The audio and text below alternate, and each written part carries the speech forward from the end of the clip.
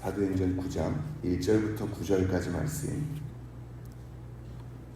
그저께부터 몸이 조금 안 좋았는데 이제 목이 많이 잠겨가지고요. 전달할 때 좀 불편함이 없으시기를 바랍니다. 사도행전 9장 1절부터 9절까지 말씀 제가 읽어드리겠습니다. 내용 잘 파악해 주시면 감사하겠습니다. 사울이 주의 제자들에 대하여 여전히 위협과 살기가 등등하여 대제사장에게 가서 다메섹 여러 회당에 가져갈 공문을 청하니 이는 만일 그 도를 따르는 사람을 만나면 남녀를 막론하고 결박하여 예루살렘으로 잡아오려 함이라. 사울이 길을 가다가 다메섹에 가까이 이르더니 호련히 하늘로부터 빛이 그를 둘러 비추는지라. 땅에 엎드려져 들음에 소리가 있어 이르시되 사울아 사울아 내가 어찌하여 나를 박해하느냐 하시거늘 대답하되 주여 누구시니까? 이르시되 나는 내가 박해하는 예수라. 너는 일어나 시내로 들어가라. 내가 행할 것을 내게 이를 자가 있느니라 하시니 같이 가던 사람들은 소리만 듣고 아무도 보지 못하여 말을 못하고 서 있더라. 사울이 땅에서 일어나 눈은 떴으나 아무것도 보지 못하고 사람의 손에 끌려 다메섹으로 들어가서 사흘 동안 보지 못하고 먹지도 마시지도 아니하니라. 아멘. 어제는 특별한 사람 빌립의 여러 가지 일을 살펴보았습니다. 굉장히 순종적이었고 그를 통해서 일하시는 하나님의 일들을 좀 보았죠. 이 복음이 점차 확대되는 것을 볼 수 있고, 오늘은 스데반이 죽는 앞에 있었던 사울이, 그리고 지금 빌립이 다른 곳에서 복음을 전파할 때 또 다른 면에서 교회를 박해하고자 하는 사울이 어떤 식으로 하나님 앞에 회심하였는가. 이 회심이라는 것은 이제 하나님 편에서 하나님 자녀로 중생되는 단 한 번의 사건입니다. 물론 이 회심이란 단어 자체는 두 가지로 사용되긴 합니다. 원래는 엄밀히 따지자면 하나님 앞에 하나님의 자녀가 되는 중생의 사건, 그래서 이것은 유일한 사건이거든요. 반복되지 않습니다. 그래서 원래 엄밀히 따지면 회심은 단 한 번이긴 하나 성경 여러 번에 걸쳐서 회개를 자주 하는 것을 봤을 때 자기의 죄에 대해서 다시 한번 회개하다라는 의미로 회심을 또한 표현하기도 합니다. 그래서 넓게는 반복적으로 하나님의 자녀들이 회개하는 것을 회심이라고 표현하기도 하고요. 그러나 엄밀히는 단 한 번의 사건으로 중생하는 사건을 회심이라고 합니다. 그럼 오늘 사울이 회심하는 그 유일한 사건이 우리에게 던져지는 바가 무엇인지를 한번 살펴보겠습니다. 제가 9장 1절 한번 읽겠습니다. 사울이 주의 제자들에 대하여 여전히 위협과 살기가 등등하여 대제사장에게 가서, 지금 이 표현이 갑자기 9장 1절로 나오니까 여러분은 그냥 9장이 이런 식으로 흐르는가 보다 생각할 수 있겠죠.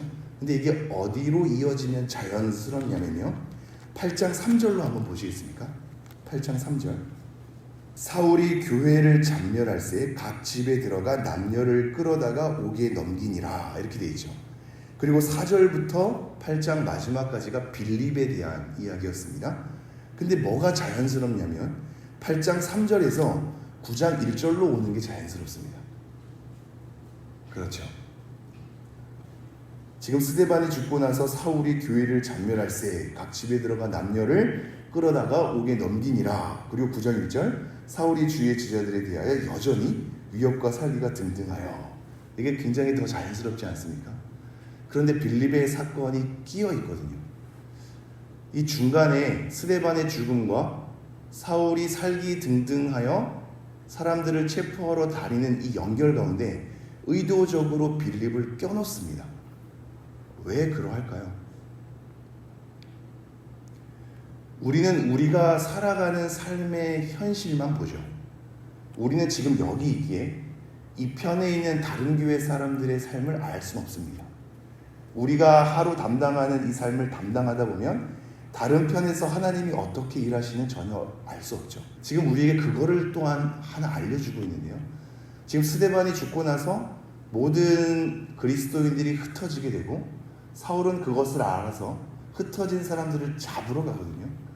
그래서 하나님의 역사가 살기 등등한 그들의 움직임 가운데 어떠한 일하심도 없는 것처럼 생각이 됩니다. 그래서 지금 사도행전의 저자는 의도적으로 빌립의 사건을 껴놓고 있는데, 너네가 보기에는 지금의 당장의 눈앞의 현실 속에서 하나님이 어떻게 일하시는지 알 수 없으나 이 편에서는 또한 하나님은 은밀하게 일하시는 것이 있다. 이것을 우리에게 일러주고 있죠. 모든 사람들이 그리스도인들을 박해하고 사울이 살기 등등하여 박해함으로 사람들을 다 잡아다 넣지만 이 편에서 쫓겨진 틈에서는 빌립이라는 사람을 통하여 일하시는 하나님, 사마리아에 복음을 전하게 하시고 또한 에디오피아에 있는 내시를 만나게 하셔서 하나님의 역사를 다시 한번 짊어지고 가는 것을 보게 된단 말입니다. 우리는 각자의 현실이 있고 그 현실에 매몰되다 보면 그게 다인 것처럼 생각이 들 때가 있습니다. 그래서 우리가 힘겹게 우리의 삶을 마주하다 보면 하나님은 일하시지 않는 것만 같죠. 그래서 이 땅에 1차 세계대전과 2차 세계대전이 일어났을 때 하나님이 살아계신데 이런 전쟁이 발발할 수 있는가에 대한 의문을 품고 수많은 사람들이 신은 죽었다라는 것으로 교회를 떠나기 시작했습니다. 우리 또한 그러지 않습니까? 우리의 힘겨운 현실을 마주하다 보면 하나님은 없는 것만 같고 일하시지 않는 것만 같고 그래서 신은 죽은 것만 같은, 살아있더라도 나를 상관하지 않는 것만 같은 분으로 회의를 품기도 한단 말이죠. 근데 이런 구절들을 통해서 자꾸 뭐라고 얘기하냐면 하나님은 생각보다 크다. 하나님은 생각보다 은밀하다. 사울이 그렇게 박해하는 것 같지만 이 편에선 빌립을 통해서 일하시는 분이다. 이렇게 얘기하고 있습니다. 그럼 오늘 말씀으로 다시 돌아와 볼까요? 9장 1절 사울이 주의 제자들에 대하여 여전히 위협과 살기가 등등하여 대제사장에게 가서, 위협과 살기가 등등하다 할 때 이것이 우리 한국말이 좀 더 이 말을 이해하기가 쉬운데요. 왜 우리말에 그런 게 있지 않습니까? 씩씩거리다라는 게 있지 않습니까? 지금 위협과 살기가 등등하다는 게, 등등하다라는 표현이 원래 숨쉬다라는 표현이거든요. 숨쉬는데 위협과 살기가 이 숨 가운데 막 느껴질 정도죠. 그래서 한국말은 제가 지금 씩씩거리고 있다 이렇게 해줘요. 씩씩거리는 거죠. 콧김과 막 이 눈빛과 호흡에 살기가 등등한 겁니다. 지금 이 사울의 모습이 그러합니다. 씩씩거리면서 조금만 건드려도 다 위협과 살기가 나타날 정도로 지금 그리스도인들을 잡아들이려고 하고 있죠. 이것을 대제사장에게 가서 허락을 받으려고 하고 있습니다. 2절 다메섹 여러 회당에 가져갈 공문을 청하니 이는 만일 그 도를 따르는 사람을 만나면 남녀를 막론하고 결박하여 예루살렘으로 잡아오려 함이라. 다메섹은 이 이스라엘 위쪽에 있습니다. 예루살렘에서는 한 200km 더 걸어가야 하거든요. 굉장히 먼 거리죠. 다른 지역이라 공문이 필요한 겁니다. 이것을 공적으로 허락을 받아서 그들을 다 잡아올 수 있는 권한을 부여받는 거죠. 근데 이 다메섹에는 그때 당시만 해도 유대인들이 한 4만 명으로 살았을 것으로 추정된단 말이죠. 회당도 한 30여 개 지어졌다고 합니다. 굉장히 많은 유대인들이 모였는데 그렇게 모인 이유는 이 유대인들 가운데 또 다른 움직임이 있었으니 그리스도인으로서 돌아오는 사람들이 많았던 거죠. 그래서 사울이 그것을 듣고 지금 저 많은 유대인들이 있는 저곳에 복음이 전파되면서 그리스도인으로 다 돌이키려고 하고 있으니 가서 다 잡아와야겠다 이렇게 생각을 한 겁니다. 근데 한 가지 보시죠. 특별한 표현이 또 등장하는데요. 만일 그 도를 따르는 사람을 만나면 이렇게 되어 있습니다. 이 도가 뭐죠? 예수 그리스도의 도란 말이죠. 근데 지금 정돈이 잘 안 되어 있기 때문에 나중에 사도행전 13장에 이르러서 이 안디옥 교회를 통하여서 처음 그리스도인이라는 호칭을 받지 않습니까? 근데 그리스도인이라는 호칭을 공식적으로 받기 이전에 여러 표현으로 등장하거든요. 그래서 9장 1절에는 뭐라고 등장하냐면 그리스도인들을 주의 제자들 이렇게 표현하죠. 주의 제자들. 우리의 정체성을 돌아보게 하는 건데요. 우리는 성도, 이 성도도 사실은 직분이 다 있으셔서 원래 목사도 성도거든요. 주를 믿는 거룩한 무리들이 다 성도란 말입니다. 근데 직분을 얘기 안 하고 성도님 이러면 기분 나빠하죠. 그래서 성도님들도 목사님들을 성도라고 해야 될 것 같아요. 서로 기분 안 나쁘게, 그죠? 그게 굉장히 좋은 표현인데 사실은 형제 자매 이것도 좋은 표현이거든요. 그런 기회가 있어서 말이죠. 아무튼 주의 제자들이라는 표현을 씁니다. 근데 9장 2절에는 뭐라고 표현하고 있냐면 그 도를 따르는 사람 이렇게 표현하고 있죠. 그리스도인을 주의 제자들, 이전에는 그 도를 따르는 사람, 14절에는 오늘 본문은 아니지만 14절에는 주의 이름을 부르는 모든 사람 이렇게 표현하고 있죠. 이게 우리 정체성을 자꾸자꾸 돌아보게 하는 구절입니다. 나는 그리스도인인데, 성도인데, 난 주의 제자인가? 나는 이 도를 따르고 있는가? 주의 이름을 부르고 있는가? 다양하게 생각해 볼 수 있는 지점이죠. 만일 그 도를 따르는 사람을 만나면 남녀를 막론하고 결박하여 예루살렘으로 잡아오려 함이라. 3절, 사울이 길을 가다가 다메섹에 가까이 이르더니 호련히 하늘로부터 빛이 그를 둘러 비추는지라.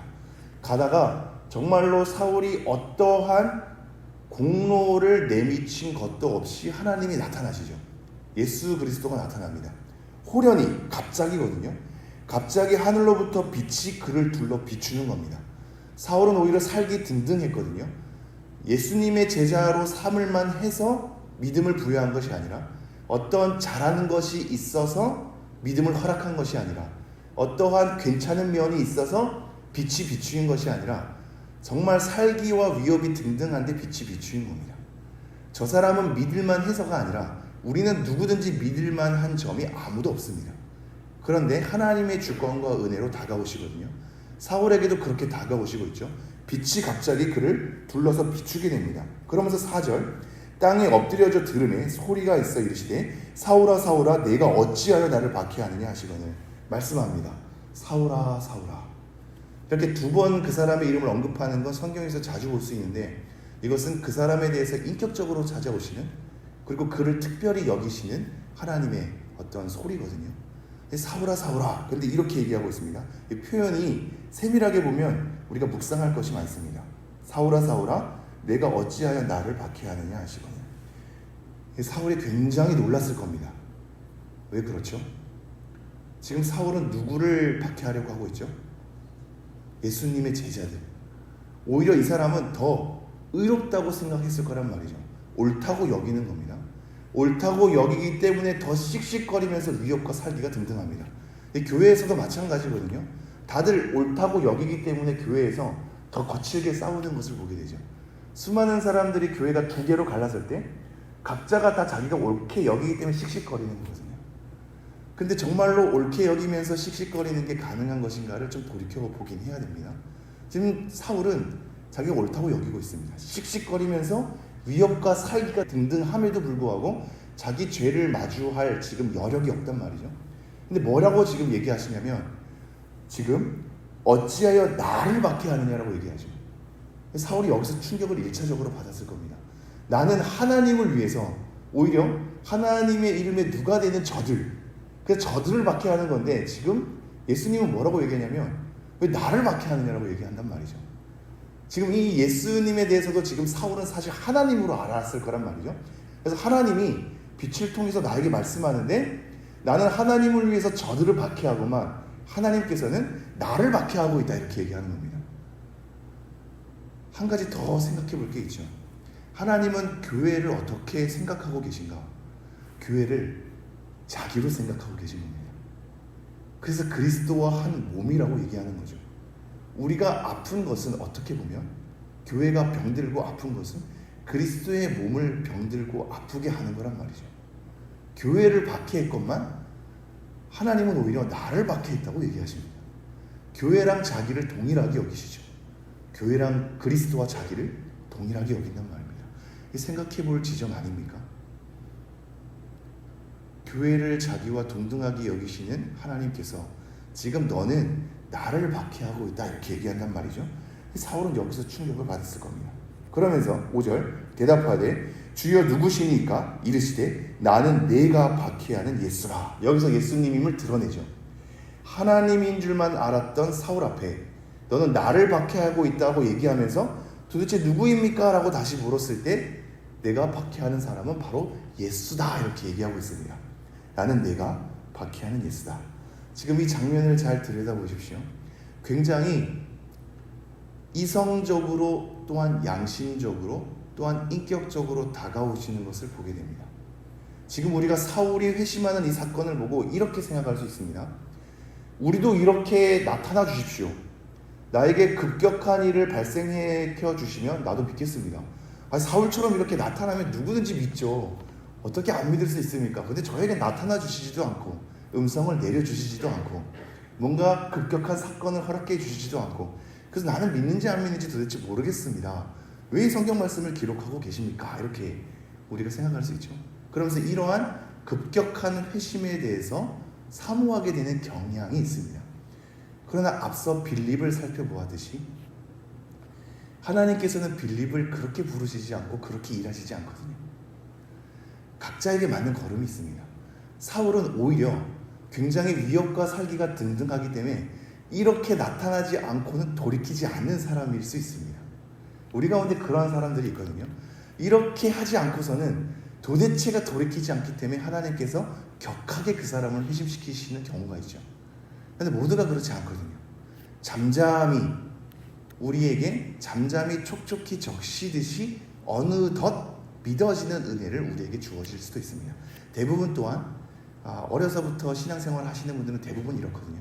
급격한 회심이 많이 없고 어려서부터 신앙생활 하는 분들은 잔잔히, 그래서 자기가 진짜 믿는지 안 믿는지 헷갈리는 경우가 많이 있습니다. 각자의 부르심이 있다는 걸 생각하되 한 가지 공통점이 있는 것은 이성적이고 양심적으로 질문을 하시면서 자기를 돌아보게 하고 양심이 찔려서 회개하게 하며 인격적으로 다가오신다는 거죠. 이게 회심에 대한 공통점이거든요. 지금 나를 박해하느냐라는 걸 통해서 질문하게 하시면서 이성적으로 검토하게 하시고 양심적으로 들여다보게 하십니다. 그러면서 예수님을 드러낼 때 인격적으로 다가오시는 거죠. 6절, 너는 일어나 시내로 들어가라. 내가 행할 것을 내게 이를 자가 있느니라 하시니, 가야 할 방향을 정해줍니다. 그리고 만날 사람을 일러두죠. 왜 이렇게 만나게 하시는가는 내일 좀 살펴보죠. 7절, 같이 가던 사람들은 소리만 듣고 아무도 보지 못하여 말을 못하고 서 있더라. 혹시 가능하시다면 22장 9절 말씀 보겠습니까? 제가 특별히 새벽 예배에 나오신 분들만 비밀을 말씀드리죠. 22장 9절 이렇게 되어 있습니다. 제가 한번 읽어드리죠. 나와 함께 있는 사람들이 빛은 보면서 나에게 말씀하시는 이에 소리는 듣지 못하더라. 지금 사울이 자기가 회심한 사건을 다시 설명하는 건데 소리는 듣지 못한다고 되어 있죠. 그죠? 22장 9절에 소리는 듣지 못한다 이렇게 되어 있습니다. 근데 9장으로 다시 넘어와 볼까요? 9장 7절에 뭐라고 되어 있냐면, 같이 가던 사람들은 소리만 듣고 아무도 보지 못하여 말을 못하고 서 있더라. 여기는 소리를 들었다고 하네요. 성경이 모순인 것 같죠? 그렇지 않습니다. 소리는 듣긴 듣는 겁니다. 근데 그 소리가 의미하는 바가 예수님께서 인격적으로 사울에게 했던 의미를 실려서 무슨 소리인지를 못 알아듣는 겁니다. 소리가 뭔가는 들리는 겁니다. 근데 무슨 소리인지를 모르는 겁니다. 이게 우리 모두에게 해당될 수 있거든요. 뭔가를 듣긴 듣는데 그 진정한 의미를 깨달을 수 있는 자는 몇 없죠. 지금 그 무리들 가운데 소리는 사실 듣긴 듣거든요. 근데 무슨 소리인지 듣지를 못하는 겁니다. 의미를 모르는 거죠. 그래서 지금 9장에서는 소리만 듣고 아무도 보지 못하여 말을 못하고 서 있더라 이렇게 되어 있고, 22장에서는 소리는 듣지 못한다 얘기하고 있는 겁니다. 8절, 사울이 땅에서 일어나 눈은 떴으나 아무것도 보지 못하고 사람의 손에 끌려 다메섹으로 들어가서, 이것도 표현이 동일하죠. 소리는 듣긴 들었는데 무슨 소리인지 사람들이 모르는 것처럼 지금 표현도 눈은 떴으나 사울은 아무것도 보지 못하죠. 뜨긴 떴는데 보지 못하는 겁니다. 우리도 다 듣기는 들어도 무슨 소리인지 알지 못하고 보기는 보아도 무엇인지 보지 못하는 영적인 어두움을 다시 한번 얘기하고 있는 부분이기도 합니다. 사울이 땅에서 일어나 눈은 떴으나 아무것도 보지 못하고 사람의 손에 끌려 다메섹으로 들어가서 사흘 동안 보지 못하고 먹지도 마시지도 아니하니라. 정리하겠습니다. 지금 사울은 급격하게 하나님을 만나게 되는데 하나님은 교회를 자기와 동일하게 여기십니다. 여기서 1차적으로 충격을 받았을 것이고, 그것이 예수 그리스도라고 드러내는 걸 통해서 예수님은 진정 하나님이셨구나를 2차적으로 다시 한번 충격을 받았을 겁니다. 그러한 가운데 소리를 들으면서 하나님의 의미를 깨닫게 되고 눈이 안 보이는 걸 통해서 자기를 다시 한번 돌아봤을 거란 말이죠. 질문하시는 예수님, 드러내시는 예수님 앞에 철저하게 자기를 돌이켜볼 수 있는 시간을 가졌을 겁니다. 그래서 사울이 때로는 완전히 갑자기 이 사건 하나로 돌이킨 것만 같지만 마지막 9절에 보면 사흘 동안 보지 못하고 먹지도 마시지도 아니하는 걸 보게 되죠. 이 사흘 동안 사울은 어떤 심정이었을까? 자기의 삶을 돌아보고 살기와 위협이 등등한 자기의 과오를 생각하면서 그동안 내가 믿었던 것은 과연 무엇인가? 수많은 질문을 했을 거란 말이죠.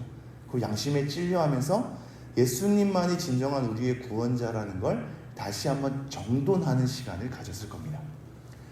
여러분, 나타나는 현상은 각자 다를 수 있습니다. 어떠한 사람에게는 하나님이 이렇게 일하실 수도 있고 저렇게 일하실 수 있습니다. 빌립은 빌립의 길이 있고 사울은 사울의 길이 있습니다. 큰 이상한 현상을 나타날 수도 있고 그렇지 않을 수도 있습니다. 우리는 각자의 걸음을 걸어갈 뿐입니다. 그러나 공통적인 것은 우리는 다 사울처럼 이러한 현상을 경험하지 않나 공통적인 것은 우리 안에 질문을 품게 하시고 양심을 돌아보게 하시고 며칠 동안의 삶을 통해서 자기의 삶을 정돈하게 하십니다. 이거는 누구나 다 가지게 되는 회심의 공통점이거든요. 그러므로 우리는 자기를 잘 돌아봐야 합니다. 그리고 정돈의 시간을 가져야 합니다. 이런 현상만 사모하지 말고 우리 안에 내밀한 질문을 통하여서 인격적으로 다가오신 하나님 앞에 우리의 삶이 어떤 자리에 있는가? 나는 도를 따르는 사람이란 말인가? 주의 제자란 말인가?